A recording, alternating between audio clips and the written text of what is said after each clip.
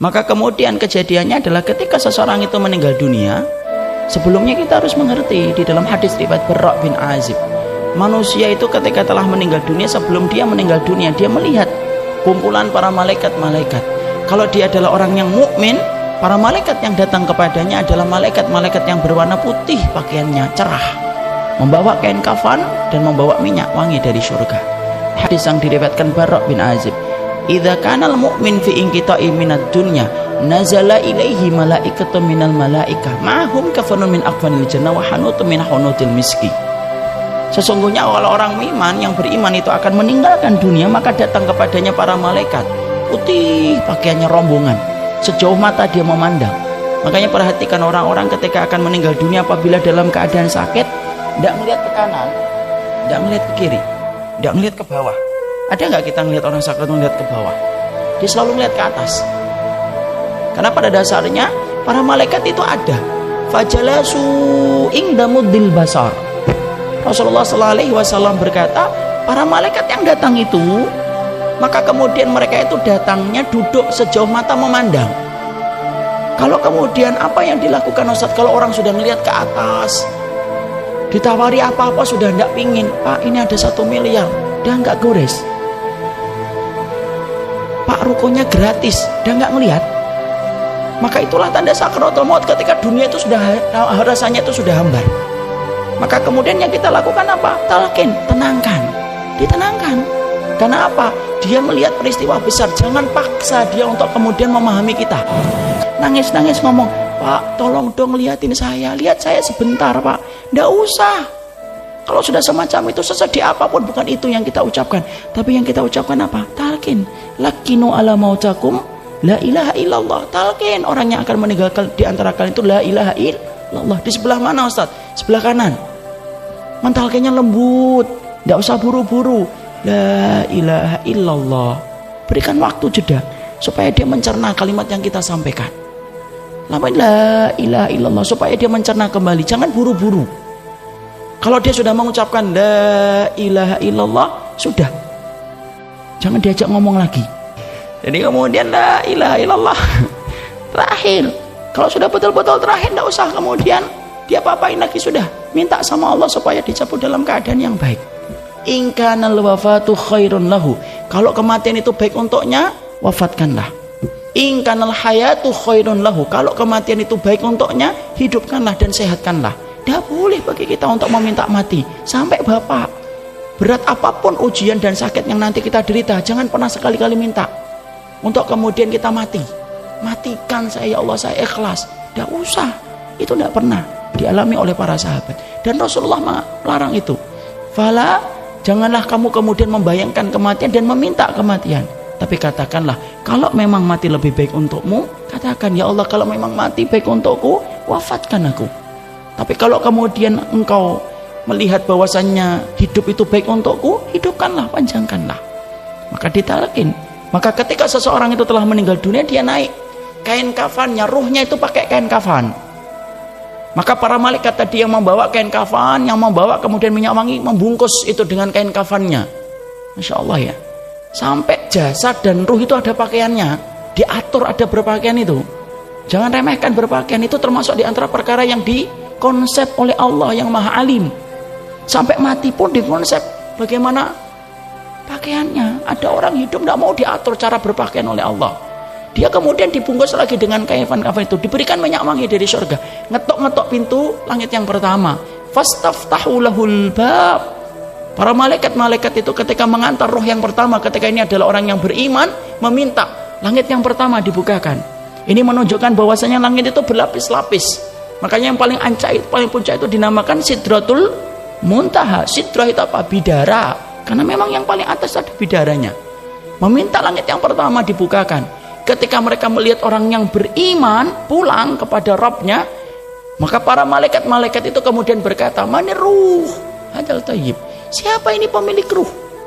Disebutkanlah nama yang terbaik yang pernah dia miliki ketika hidup di dunia. Rame langit itu sampai nembus langit yang ke-7. Minta dibukakan. Kemudian Allah bersabda, Allah berfirman, fa'iduhu ilal ardi, kembalikan dia ke bumi. Disitulah aku kemudian menciptakannya dan disitulah aku akan membangkitkan kembali. maka dikembalikan oleh para malaikat itu, lalu kemudian bersemayam ke dalam jasadnya. Itulah proses kematian. Kalau sakaratul mautnya lama, Ustaz, sabar, jangan ditinggal. Disitulah ujian betul-betul berat ketika seseorang itu berada di ujung kematiannya. Jangan ditinggal, terus talqin sampai kemudian dia menghadap kepada Allah. Kalau kemudian matanya terbuka setelah dia meninggal dunia, tidak usah ngomong apa-apa, cukup Allahumma firlahu warfa' darajatahu fil ilin. Ya Allah, semoga engkau ampuni, engkau angkat derajatnya, sudah, tutup matanya. Nah, maka di situ kemudian akhirnya dimulailah fase yang sebenarnya kita bahas. Kapan seseorang itu akan berandai-andai? Yaitu adalah yang pertama, diandai-andai oleh kemudian seseorang itu ketika dia meninggal dunia. Kapan? Ketika dia itu naik ke atas kerandanya. Ya. Makanya Rasulullah Shallallahu Alaihi Wasallam kemudian bersabda dalam satu hadis yang sahih yang diriwayatkan dari jalurnya Imam Bukhari, "Idza wudi'atil janazatu fahtamalahar rijal." Kalau kemudian jenazah itu sudah diangkat, lalu kemudian sudah diletakkan jenazah dan diangkat laki-laki, maka apa yang kemudian diandai-andaikan oleh si mayat? Fa in kanat salihatan qalat qaddimuni. Fa in kanat ghairu salihatan faqala ya wailaha aina yadhhabuna biha yasma' sautaha kulla syai'in ilal insan law sami'aha la sa'iqa. Rasulullah SAW kemudian berkata, sesungguhnya si mayat itu pertama kali ketika diletakkan di atas keranda, kalau dia adalah orang yang solih, maka sesungguhnya dia akan berkata, qaddimuni, segerakan aku. Jadi ketika jenazah itu pertama kali naik ke keranda, dia tak memikirkan keluarganya nangis, sedih, tidak. Dia kemudian sudah membayangkan hal yang sangat menggembirakan, menuju ke liang lahat untuk mendapatkan panen dari setiap perbuatan yang telah dia kerjakan. Makanya kemudian sampai ada keterangan, apakah orang yang solih dan tidak solih sebelum ditegakkan mizan, mereka itu sudah ngerti atau sudah sadar enggak kalau kemudian mereka itu akan menuju kemana? Sudah tahu, sudah bisa ngeraba. Para ulama kemudian salaf menjelaskan, manusia ketika mereka itu sudah meninggal dunia, itu sudah bisa meraba dia itu termasuk orang yang akan mendapatkan kebahagiaan atau tidak. Maka perhatikan, Rasulullah sampai mengatakan ingkanat salihatan, kalau dia orang yang solih, bergegas dia mengatakan qaddimuni, ayo segerakan, ayo. Kayak anak kecil itu loh, kalau diajak ke teman bermain, ketika dia ngelihat teman bermainnya, kadang-kadang kan tidak sabar. Kita baru atret, parkir, baru kemudian kita menempatkan mobil, anaknya sudah buka kunci mobil, sudah turun, sudah lari ke tempat bermain, karena tidak sabar. Itulah perumpamaan, kias, menggambarkan tentang orang-orang yang mereka itu kemudian meninggal dunia, ketika pertama kali dia itu kemudian dinaikkan ke atas keranda, maka sesungguhnya dia langsung berkata, qaddimuni, qaddimuni.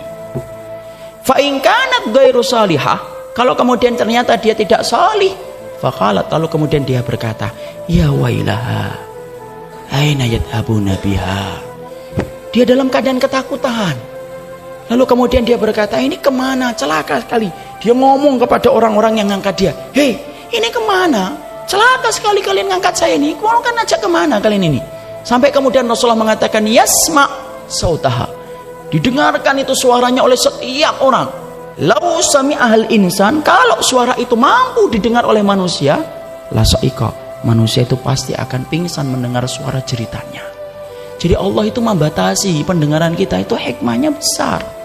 Kalau kita pendengaran kita dibuat tanpa batas, tidak bisa tidur, karena ketika kita tidur dengar penduduk kubur sedang disiksa. Kalau kita pendengarannya kemudian tidak dibatasi, kita tidak bisa tidur ketika kita mendengar ada orang yang jerit-jerit ketika baru meninggal dunia, ketika dia protes, dibawa kemana saya? Makanya para salaf berkata, Allah membatasi penglihatan kita, Allah membatasi pendengaran kita, itu hikmahnya besar. Kalau tidak dibatasi, tidak akan hidup tenang kita untuk melihat ataupun mendengar sesuatu yang sebenarnya tidak perlu kita dengarkan. Jadi itulah yang pertama. Jadi menggambarkan bahwasanya kebahagiaan itu langsung dirasakan orang-orang yang pertama kali meninggal dunia. Maka sesungguhnya itulah yang menjadikan kita, perhatikan, kenali Allah dalam keadaan sempitmu, lapangmu, supaya Allah itu mengenal kamu dalam keadaan lapangmu. Inilah yang menjadi kabar gembira tempat pertama kali ketika jenazah itu baru kemudian diwafatkan, dinaikkan di atas keranda, dan dia bergegas, dia ingin mengatakan bergegas. Andai si mayit itu bisa bicara, maka Allah menyampaikan lewat lisan Rasulullah, dialah orang yang berkata dan berteriak, segerakanlah saya untuk sampai ke liang lahat, kalau dia adalah orang yang solih. Kalau kemudian dia bukan orang yang solih, dia akan teriak ketakutan. Dia memarahi orang yang memikulnya, karena dia ngerti sesungguhnya segala macam siksa dimulai ketika dia akan dibawa ke liang lahat.